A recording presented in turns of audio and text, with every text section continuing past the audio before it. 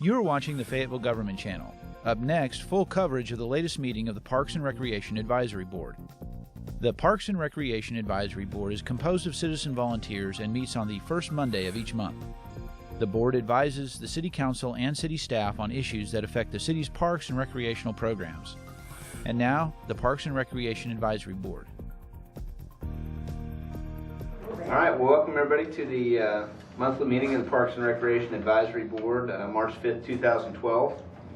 Looks like we've got 6 things on the agenda, not a whole lot, but we do have a development to talk about. So we need to start with approving the meeting minutes from the last meeting. Did everybody have a chance to take a look at them?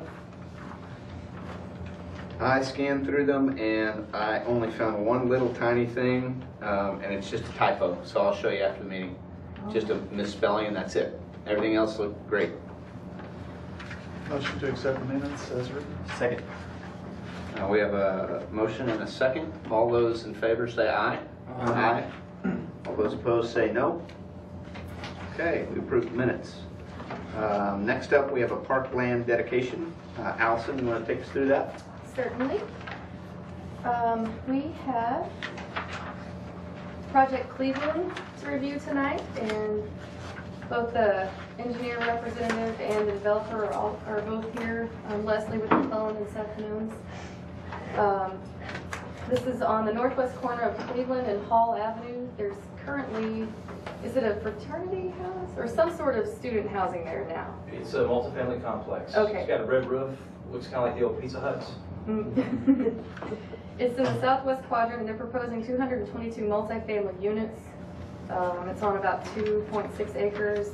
The land dedication requirement would be 3.77 acres, and the money in lieu is $150,960. We have a few existing parks in the area: Wilson Park, Hotz Park, and Skull Creek Trail. This is their site plan. The developer is requesting money in lieu, and staff is also recommending money in lieu. And they do receive credit for existing units on the site because this is, the parkland is basically an impact fee, and so they only are assessed for additional impacts. Since there are already people there living in those units, they only are assessed for the additional. This is the site of the current off-campus smoking facility, is that right? Exactly. Got it. Know exactly where it is.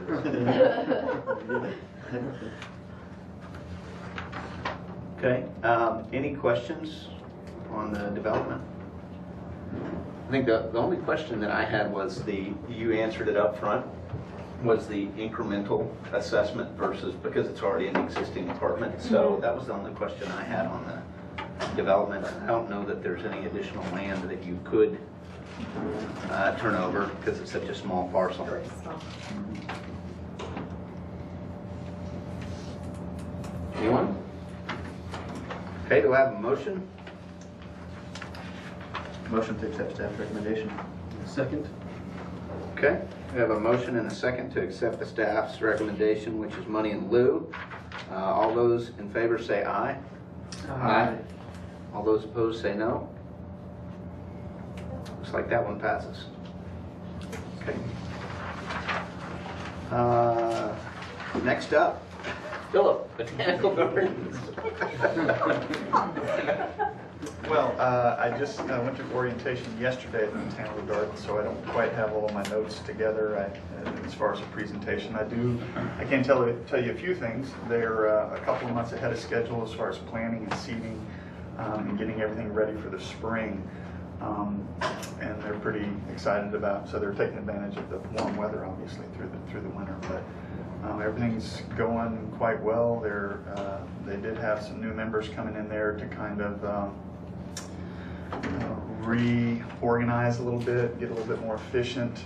I was looking at some of those numbers, and they have brought, I believe last year that they were in the red 140,000, and I'm sorry, the year before, and then last year they're back up to in the black 12,000. So they're operating a lot more efficiently, and like I say, I'll have a little bit more probably at the next meeting when I get a chance to look at the numbers and get together a good presentation.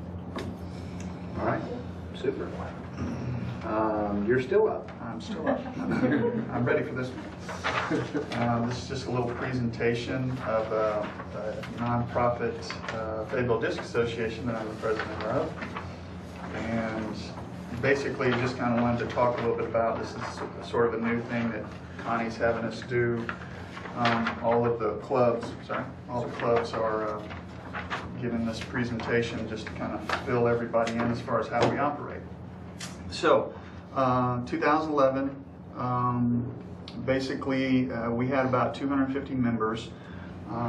The amount that we charge per member, just to be a member of the club, was $20. It's going to go up to $25 this year. We've been talking a little bit about that. And pretty much all that money goes to the city for basically use of the fields. Additional money, we do make a little bit of money on leagues. Winter League, we had 211 players. We charge $15 a player. Gives you a rough amount of how much we bring in. We also try and get about $1,000 from sponsors. We put those on the t-shirts. And pretty much most of our leagues are kind of a wash. We pay for the shirts, which is usually to the tune of around $2,000 to $2,500, and then we provide a party at the end of the tournament where we feed everybody and provide music and everything. So we really don't make any money off of our leagues. Dan Gabor is one of our 2 tournaments every year, and this is a fundraising tournament. It's a Savage 7. We charge $135 per team. We bring in, last year we brought in around $1,900.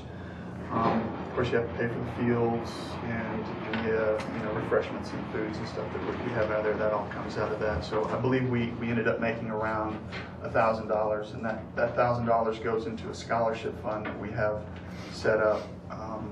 Right now, we're kind of debating. In the past, we've been putting money into a field camp scholarship fund for the geology department in Dan Gabor's name. We've pretty much put enough money into that endowment with the help of Ms. Gabor to provide a permanent scholarship for one student every year to go on to field camp. So now we're kind of continuing on with the tournament, but we're looking at using that money for either scholarships to the University of Arkansas or traveling for the high school kids or something along those lines. We haven't quite come to a conclusion yet on how we're gonna spend that money. Harvest Moon is our big fundraiser. Last year we had 73 teams, $375 per team, so we brought in around $27,000 before we paid for everything. So, field rentals, porta potties, we had to work on lining fields, all these other things. So I won't go into a big long detail, but putting on a 73 team tournaments can be a little bit costly. Usually we end up making between $5,000 and $10,000, which we give a portion of that to the college teams, and the rest of the money we use for newsletters, any costs. We have a couple of general meetings every year that we provide food for all the members that come to it. We also teams who travel to regionals, nationals, tournaments. If they request money, we kind of evaluate, if they really need the money, or one team requested money to go to Hawaii, and we're like, I think you can find a tournament a little bit closer. So, but we like to help our teams travel and represent Fayetteville in the region and in the nation. So that's pretty much what we spend the remainder of that money on. And we do newsletters. These are the membership cards, just to give you guys an idea of what they get for their $25 membership. So we try and make it worth their while. For those $25, give them a little something back. Basically get discounts at several restaurants, and I think there's a veterinary clinic and a running store there, and all these places. So So that's pretty much how we run everything. We also have a Disc for Kids programs. We try to go to elementary schools. We help out at the track meets, at the Frisbee toss, which is awesome, seeing those kids out there. We have just as many kids that do the Frisbee toss that do the football and the softball throws. So we're really excited. The high school kids are kind of taking over that to help them retrieve this and teach the kids how to throw and everything. So that's pretty much our club in a nutshell. Does anybody have any questions? Yeah, sure. Oh yeah, that's right. And these are the wooden trophies for our Harvest Moon. Yeah, that's nice. It will fly. I wouldn't recommend throwing it though.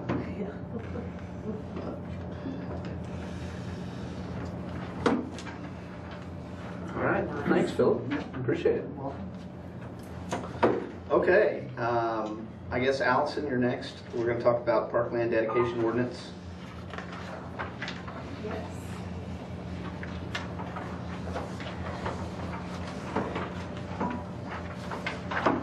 Y'all see that? Okay.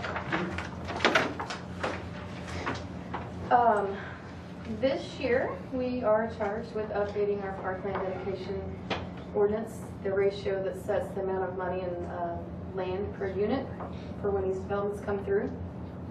And what's on the screen is our current Parkland Dedication formula, which was first updated in 2006, and then we've looked at it every 2 years, and it's basically remained the same. We haven't recommended any changes to it since 2006. And the current ratio of land, this is based on the 2000 census data, and the number of persons per unit is divided up between single family and multifamily, so that's how we get two different ratios for those types of housing units. Our current service level is the National Recreation and Parks Association standard of providing 10 acres of parkland per 1,000 residents, and the cost at that point was set at $40,000 an acre.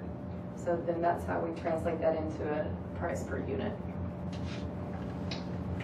And so there are sort of three different areas that we look at in this matrix, and one of them is the current service level, which, like I said, we're using the 10 acres of parkland per 1,000 residents. The cost of the land per acre, and also the current service area. Right now, we're using half-mile service area for neighborhood parks, 2 mile for community parks, and a quarter mile for mini parks. So when you see that service area map, it has all the different colored bubbles on it. That's what those are representing. What was the 2 mile radius again? That's major. Community parks, like the Community. lakes, Got it. Gully, Wilson, Walker, Aubrey lakes, regional park, maybe a couple more in there.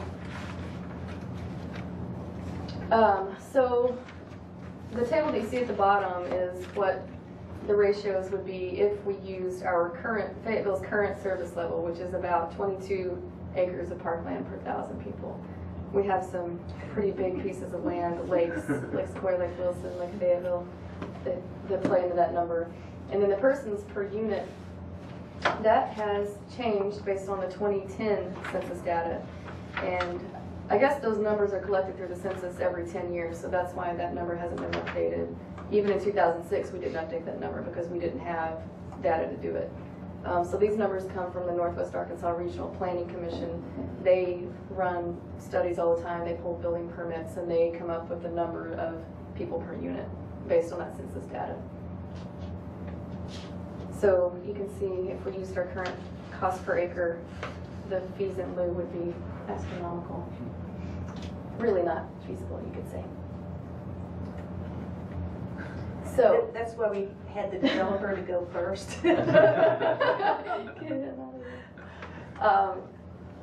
So we have a comparison here of the current formula and what we're proposing, and then we're going to take you through the data that we use to come up with this proposal. And it does insert the current persons per unit because that's what it is now. We're still using the 10 acres of parkland per 1,000 residents from the National Recreation and Parks Association standard. The acres per unit then would go down a little bit for multifamily and single family because there are fewer people living in one unit than there used to be. And then the cost per acre, we looked at the average of several different scenarios. We took some of the recommendations from the board and looked at those. And the most reasonable in our eyes cost per acre was $42,800, and I'm going to take you through those numbers. So you can see that the fees in lieu for single family go up a little bit, but then the multifamily go down because of that persons per unit has gone down so much. That just is goes through for the Regional Planning Commission, how they get those persons per unit numbers.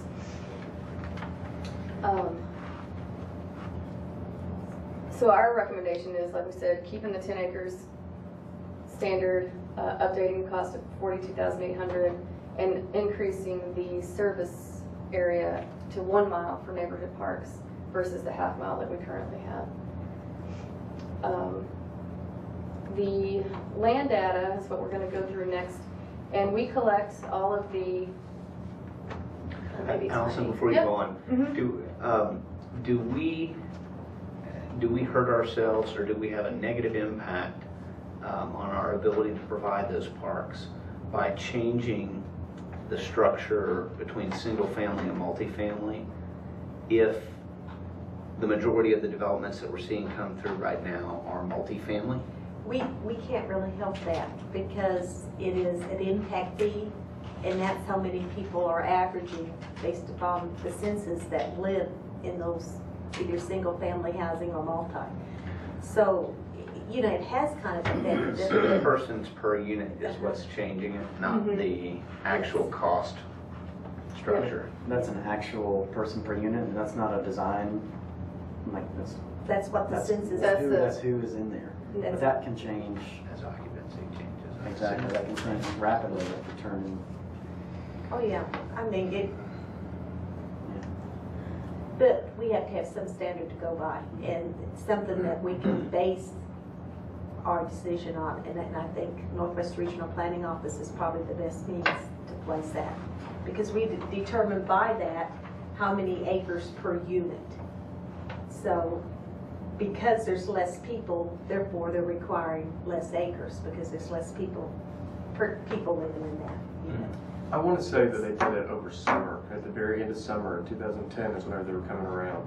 And I could be mistaken on that, but that means the college kids weren't around. Or maybe they did it whenever they were just coming back, and that's why there's more, I don't know. But it could have been because of the time of the year they chose to do it. The population housing unit, it doesn't include the group quarters, the dorms or assisted care. They do take those out because they're too variable. Okay. Well, but you're saying apartments though? Well, my apartment complex, exactly. They've got a contract with U of A, and there's most of the buildings in the apartment are U of A, but I don't think they consider it student housing. It's still, they're probably going to go door to door in that because they're not going to know what's student housing and what's not. So I don't know. Maybe that's probably affecting the numbers, but I guess there's really no telling. But yeah, but when you take it affecting what the norm is for 75,000 people, I think is really what we're looking at. And yeah, there's specific cases that it doesn't adhere to, but I think they're looking at the general. Yeah, if it's for a year, it should factor out the fluctuations in students coming and going, right? If they're doing it over the course of a year and that's how they're making their estimate. I don't know exactly how they make their estimate. We just know that they're supposed to be solid. These are numbers that not only we go by, but other people who apply for grants, different housing places. I mean, we put a lot of faith that these figures are pretty solid. And, you know, there is a federal regulation on how they take these numbers. So I can't tell you what they are. Okay.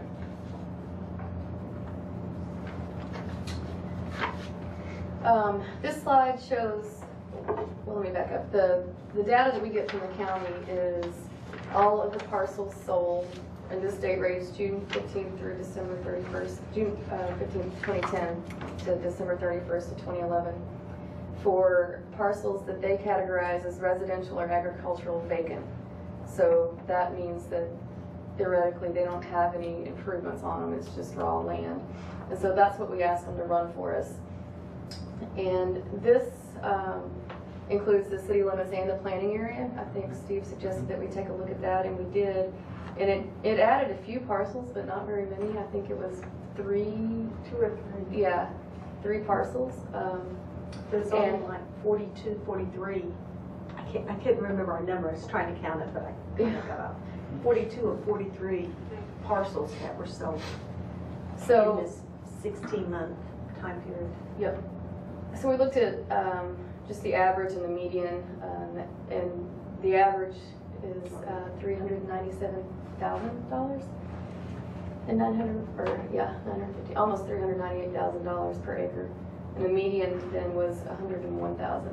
And so this data includes every sale. We don't know any of the history behind them. You can look at them, and there's a sale, that equated to $4.7 million per acre. It's a tiny little piece of property, but it sold for, I forgot what it was, $124,000, and it was 3/100 of an acre. So you don't know what Must have been a good what spot. that is, right?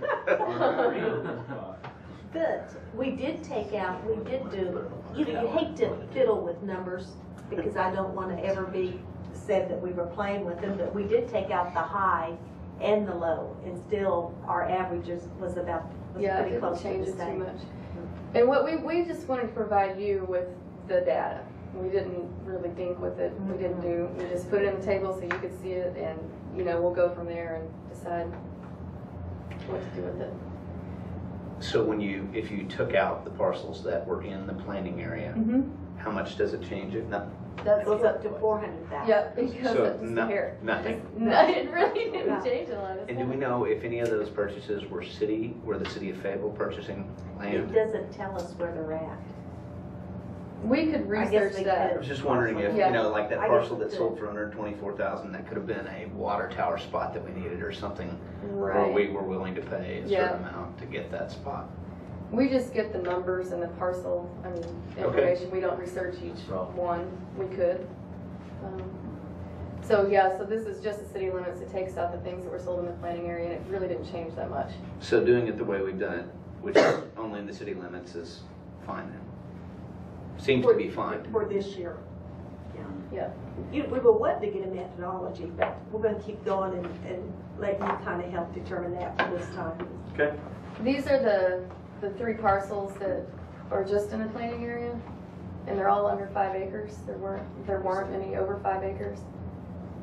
So you can see there that there just wasn't a whole lot of data to pull from.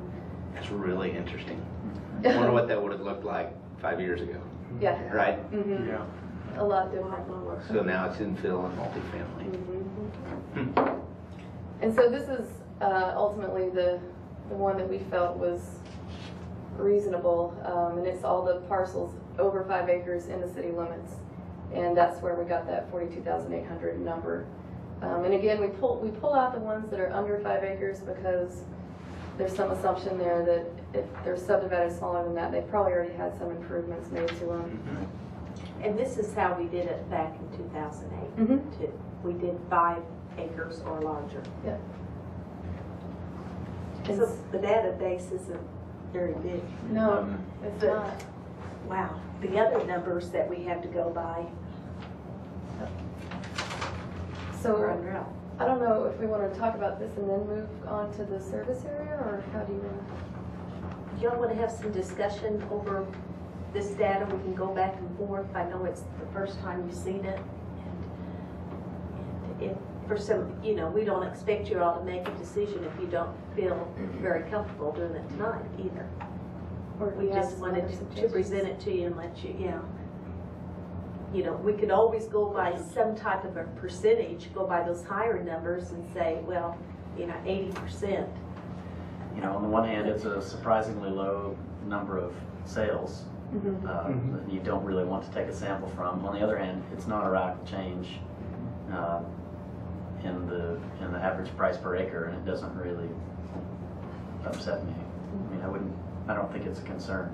It hasn't left a huge amount. I don't know how you guys feel about that, but I agree. I forgot to pull that one up. This is the history of the changes that have been made over the years to that price per acre and the persons per unit, actually. So we started way back at 8,400.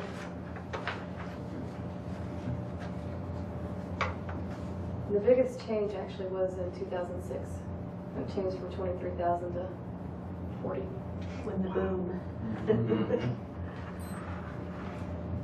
And really, when we were looking at those numbers, we actually really, the Parks Board at that time did not want to charge the exact average.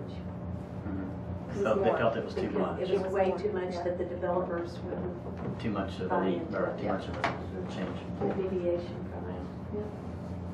And now you stick to it. We did this time with the 5, Good. but, yeah. I mean, it didn't discourage anybody, they're still here, right? Well, we haven't changed it since 2006. Okay, gotcha. So we've kept it the same. Every year we thought, well, we'll just keep it where it's at.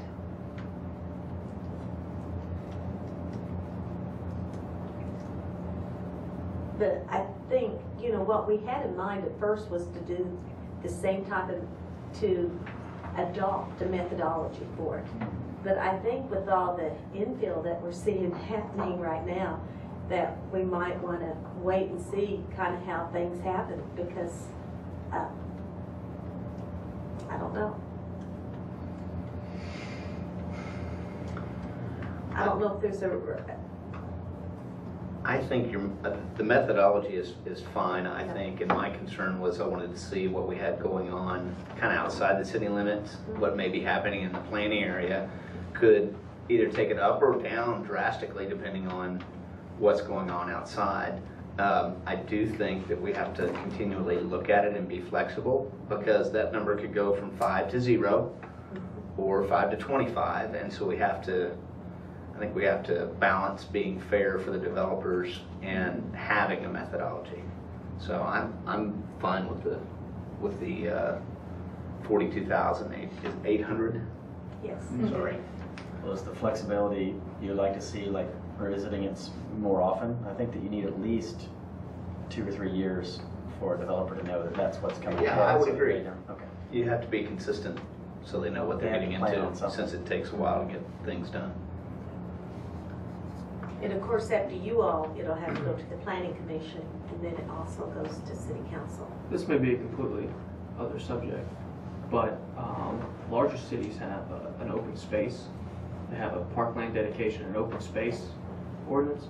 And if that's what we're looking at as infill, why aren't we pursuing some type of open space ordinance that requires, if you want to build a 1-story, 3,000 unit apartment complex, that's going to cost you. But if you want to build a 3,000 unit complex and 12 stories high, that costs you less. And I mean, that's the city of Austin has been doing that, Portland and Seattle, Issaquah, Washington, and then also a lot of the other cities that you talked about that we compare ourselves to.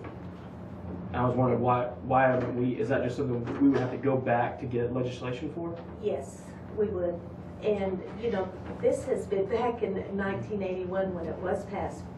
I mean, we were taken by a developer to the Arkansas Supreme Court. Mm-hmm. So, I mean, we have kind of seen that this was No, but fair. And they had us to add a few things into it, such as it had to be spent within 3 years and the quadrants. Mhm. So, I guess, I don't know. That might be something we need to look into it. And we can certainly do some research on it. the city of Austin, Laura Morrison, the Austin Neighborhoods Council, she talked about a fee per unit basis is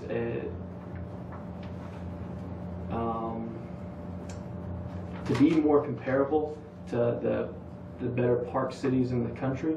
You almost would want to be more progressive in your formula. I mean, it's not that the formula is bad; it's just kind of old. And if what we're going to see is just massive amounts of building, like what we just had, if that's a net negative project, do we have to give them money? Do we have to give a developer money out of our parkland dedication piggy bank if he builds fewer units than what he tears down? So how We does never have had Never that. run across that. I mean, what, That'd be a city attorney. Question. It's a good question though. Just never have had that.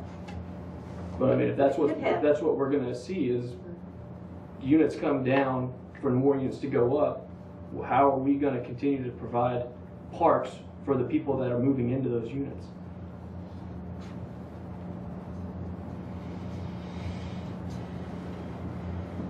It's a good question.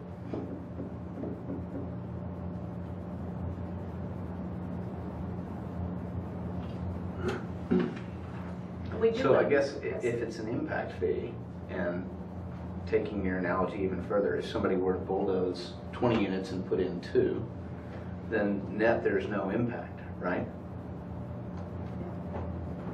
Mhm. So they're already provided for by the parks that we currently have, Correct. correct? Mhm. Although I don't know that we'd see somebody do that, but No, you never know. That's a good It's question. hypothetical, but, Yeah. you know, there's less impact on the parks. right. So, And you say, but we don't really care about occupancy rates, do we? I mean, we don't look at occupancy rates. If somebody tears down a 300-room long-term motel and builds a 10-room, 10-unit apartment complex, well, they're putting people in there. I mean, the motel had nobody there. So you're making it functional. More people show up in town, or more people live there, and But that's commercial, so we do not get impact fees for commercial. oh, I meant like a hotel would. yeah, like a little long-term. You know what I mean? Okay. Residence hotel. Yeah. And that could happen someday. I mean, our development's totally changed to what we used to see it. Good questions. Wish I had an answer to. Yeah, well, they're hypothetical, so we can't always have the answer, right? But I think the point is well taken. I just don't know that we have a response or a different formula that we could use to base the actual impact fee. I guess it was in 2009 maybe, we had the city hired some people that came in and looked at impact fees, not only the parkland dedication, but also water and sewer and street, and there were several different impact fees that they looked at. And, you know, at that time, they thought ours was pretty solid as an impact fee. I'm curious how you encourage people to build up. Is the fee based solely on the footprint of the building? Well, that's how. Just a per square foot kind of I can't fee? remember what city I was looking at, but that's how. I see. There are, And it's not a big fee. I ran the numbers for the developer that we had here, and it would only been like $25,000 or something like that. So it's not a huge fee, but it's. But I mean, you're talking about a city that is much bigger. I mean, I can't remember if it was Portland or Seattle or something like that. A place where there's not very much land at all in the downtown area. So Their land is more precious. yeah. And there are other mechanisms for that, Chase, like floor area ratios that force you to build taller that aren't necessarily impact fee related. Yeah, I want to say theirs was on a 1,000 square foot basis, $200 per square foot, first 1,000 square feet, first floor, and then $50 per square foot every additional floor, or $50 per 1,000 square feet every additional floor, or something along those lines. But on the other realm, I mean, if you have a big apartment that houses 200 people, I mean, their impact on the park is going to be the same as if it's spread out, rather than up in 5 stories, as opposed to being spread out. They're still going to be utilizing our They're parking accounted area. for. They're accounted for, and they're Yeah. paid for. And I think it's an open space impact fee. It's the idea that, and just like the developer that we had in here is building a massive parking deck between his 2 apartment complexes, well, that's an open space issue, because right now that's a pretty nice little area over there. It's very green and wooded, and that's going to be a parking lot pretty soon. So there's some type of fee that could be assessed on your, On the parking too. or just on the fact that you're taking away, the park feel of a lot of the streets that we have in Fayetteville. But it might be a completely separate issue. There might be another board that talks about this. I don't know. But There could be, and I think also we have to keep in mind that our acres per person in Fayetteville is so much higher than the national average. It was almost double, or More than that. It's more 10 to 20. so our actual open space per person is pretty phenomenal at this point. So I don't know. I mean, I understand wanting to try and have more infill, but I think we've got everybody covered with the parkland that we currently have, with the ratios that we're using and the distances we're using. So I don't know that, I think that's probably more of a discussion for the planning commission than it may be for us. Because I'm not necessarily worried about infill here. I'm worried about making sure we're providing parks and what people want from a Parks and Recreation Department standpoint. So, I don't know. Good discussion, huh? mm-hmm. So you want to move on a little bit to the, we were going to go to the distances.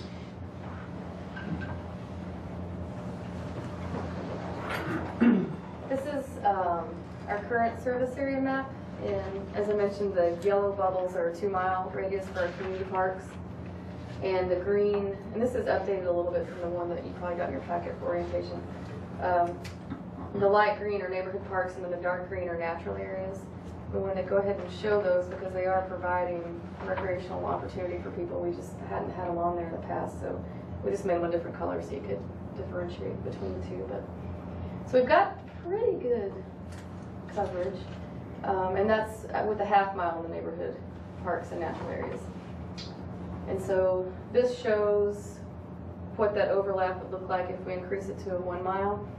And so the orange and I think it's pink are the neighborhood park and natural areas expanded to a 1 mile. So that gets coverage almost everywhere except for where we're outside of the city limits over here by Wilson Park. There's a little bit of area down here, but A little bit. Oh, you mean Lake Wilson? Lake Wilson. Yeah. yeah. Oh, this was Yeah. So that's going from a half to to 1 1 mile, It, right? what we hadn't shown in the past was our lakes and the regional park. We hadn't put a circle around Lake Sequoia at Lake Wilson. So we added those circles because they certainly serve a lot of people. Which should feel pretty good. Have we talked about why you'd like to do this, or why you think this is a good idea from Parks and Rec's point of view, and how it impacts?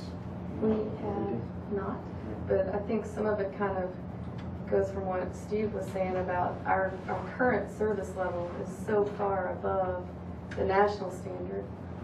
So what this It lets made you us do start is, thinking about it. when developments come, it may change your recommendation from accepting land to accepting Right. money in lieu more often. And then we can put that money back into our existing parks and make them. And I think that our trails expansion with connectivity between parks is huge. What it adds in between them.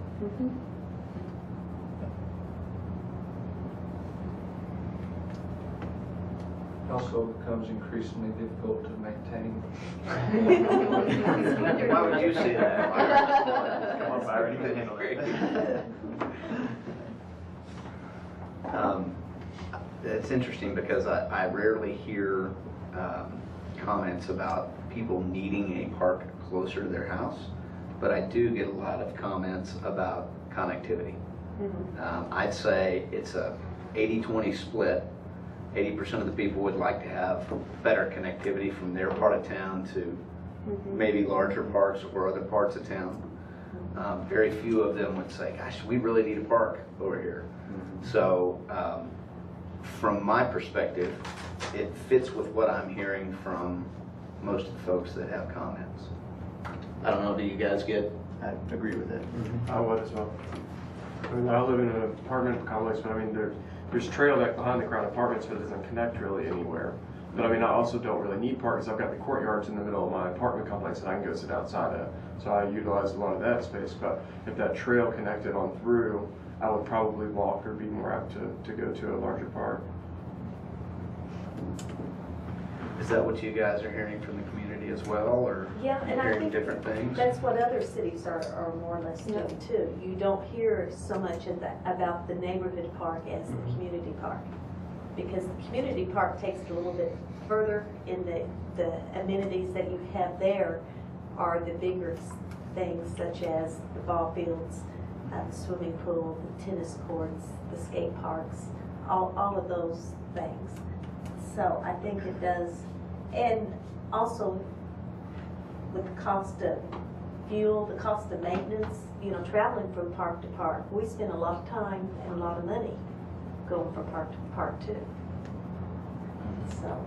You see social trends as well, just in that people, even a neighborhood park within their own neighborhood, they're leery about letting their children go there by themselves, whereas that may not have been the case 15 or 20 years ago. So the thought is, I'm having to go to the park with my child anyway. I'd rather go somewhere that's kind of a community gathering place where I'm interacting with other people from the community my children are. So. And if your community park is just a field, then what's the incentive to go? Whereas I'll drive an extra half mile or walk an extra half mile if it's a park that I really enjoy being in. You know, I went to a parent study group not too long ago, around 20 people there. You know, young people, young children. I think that to be in that group, you had to have kids 6, 0. Child study group. And I'm familiar with it. And it was, you know, it was really neat. But what I was talking to them about was the different parks they could go to, and some of them kind of had a little checklist. Oh, I've been there. I've been. Oh, I didn't know that was there. You know, so they were busy taking their children around to all these different parks, which I thought was really kind of neat. So I do see a trend going that way. So does this help you guys as we think about funding mechanisms for the regional park? How does this help you? Depends on if we have developments happen in the southwest quadrant. Because It still has to come from there. it's still quadrant driven as far as the parkland funding that comes through the ordinance. But it definitely gives us more flexibility in general to go to When it does come. Sure. Interesting. The nice thing that I really like about the regional park, and that was one thing we looked at when we were looking at the location, is you can see we have something like in every quadrant except for kind of the northwest. But it's so close to Lake Fayetteville and then the regional park, but still we still have Lakes Wilson, Lake Sequoia, Lake Fayetteville. And Davis is north. It's just Oh, it's and got so Davis, many other yeah. ones on top of it. But yeah, that Davis, Wilson, Bowling is all in there too. that's Davis. There's Davis right there. So when are you guys planning to make a decision, or when do you need to make a decision about these two issues? Just whenever you all feel comfortable. Because, you know, we'd like to, you know, we've got to take the planning commission and then the council at some time, but there's not a deadline date. You know, it pretty much says that we need to review it. This is our second year, our 2-year review period, so. Okay. So would you guys like to, oh, your comment? Yeah, before you stop on this subject, Aubrey Shepherd, two areas that the park department oversees and supports and so forth: nature parks and community gardens. And one of the reasons to keep always an option to take land rather than ask for money in lieu is that these guys have some black rich prairie so well they're going to dig up in red dirt.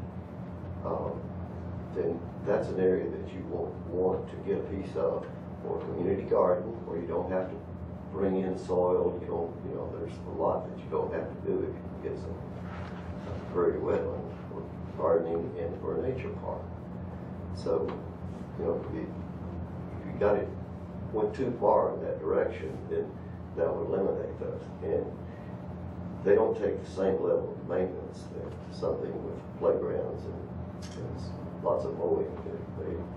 They tend to be, it's a community garden, the people that work in it will be doing a lot of the work. If it's a nature park, neglect is the best thing we can do for it, to provide for nature. And people are interested in those things. If you came to the Big End Festival over here this weekend, Saturday, there were hundreds of people there for talking about local gardening and providing space for local gardening on public space. And you're allowing, even supporting or urging people to do infill building means that you can provide a way people can have those gardens, not on their own property, and it's a community service and good for the overall environment, probably for the economy locally. Thank you. Thank you. Appreciate your comments. There's a good article in the paper. Was it today or yesterday about the community gardens? The community garden was on Saturday. But I went up to it, and there were people everywhere, all over the This change does not limit you from selecting those pieces that you may find attractive. The Brooks Hummel or Right. Mount Sequoia Woods, by no means. Oh my goodness. So I think, Mr. Shepherd, that flexibility is still there. And that isn't changed. It's just it just gives a little bit more room to not take that land where we don't necessarily want it. And we had a situation late last year where that was a piece of property that was not within, was not over park by any means out there. Yet we didn't really easily decide that was something that we wanted to take on as a Parks and Rec department. And Bryce didn't want to take it on at all, I don't think. But we ended up with it. It is a natural area, and it is beautiful, and it requires no maintenance. I mean, that's a good point. I always like to remember that it's not all about ball fields, But I don't think it takes anything away to possibly to do this. Is my understanding. Okay, so we talked a little bit about this last time, and we've got some more specifics to you. Does everybody want to take one more month to kind of think about this, or do we want to make some recommendations and move from there? I'm comfortable with the methodology. I appreciate all the work you put into it and showing this to us, but it makes good sense to me. It's up every 2 years, right? Right. Yeah. We find something great in 2 years, it's not that far away. Okay, in that case, I'd look for a motion, I suppose. I'll make a motion to approve the staff's recommendation of the updating of the parkland dedication ordinance. A second. Okay, we have a motion and a second to approve staff's recommendation. All those in favor say aye. Aye. And all those opposed say no. There we go. All right, well, super. What do we have on other business, Well, Connie? Do we have I anything? would love for you all to look at the HMR. I mean, I don't have my glasses on, but we went up $205,000 that we collected in January. So Excellent. very proud of that. Hope we keep up, keep the bar up. Let's think about what we'll do with that LSU game money. Yeah. we get. And February was up too, but look at January. And February's up, so we had 2 months. Trend that continues. It's good. That is good news. Water being nice, but want to go sit outside. Yeah. That is. Anything else from anybody else? Okay, guys. Let's see. I'll give you a quick update on what we've got going. March 4th, adult women's soccer spring season begins. Began, I guess. March 6th, approval of the contract with Garber Engineers for Wilson Park Pool renovation project is on the City Council agenda. approval of the contract with B&A Property Maintenance for maintenance of trees as well. March 10th, IRWP riparian project at Gordon Long Park will begin at 9 a.m. Do we need volunteers for that, or does anybody know? You're welcome to show up. Absolutely. The Illinois Kids. River Watershed Partnership usually brings tons of volunteers, but yeah, if you want, that'd be great. Okay, super. March 13th, Walker Park murals ribbon cutting at 12:30 p.m. I think we got an email from you, Melanie, on that. Sign is located along the walking trail near the handball court on the west and south side of College at Walker Park. March 19th through the 23rd, we have the Yvonne Richardson Center Spring Break Camp 2012. Chase, anything on that? If you'd like to volunteer for that as well, we'd love to have you. It's a little rougher than the cleanup. April 2nd, adult softball spring season begins. And I think that's it on upcoming events. And if that's all we have, I would move that we go ahead and adjourn. Second.